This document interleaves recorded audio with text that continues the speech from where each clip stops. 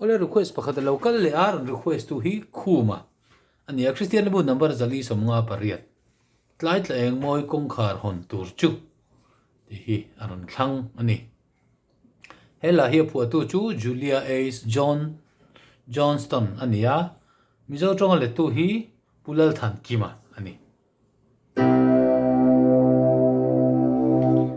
tlai tla eng moi kong khar hon tur chu panin ka kal me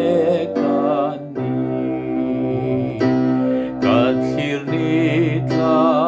eng lo lang tur chu ka inwam min thlen don si tlai ni tla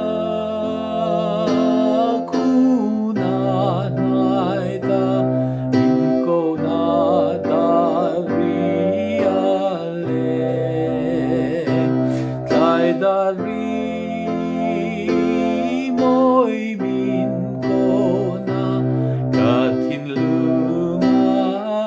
alo thleng tam lai ni atlak hun chuanin chonan nuam ta ka omma ni tlaka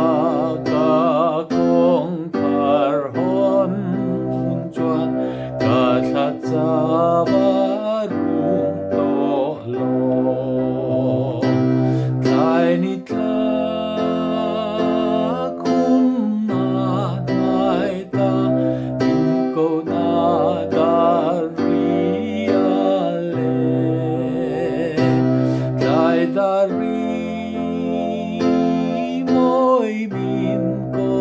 na ka thin lunga alo thleng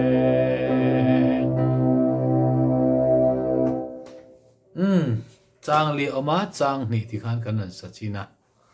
tu tok mai la tho me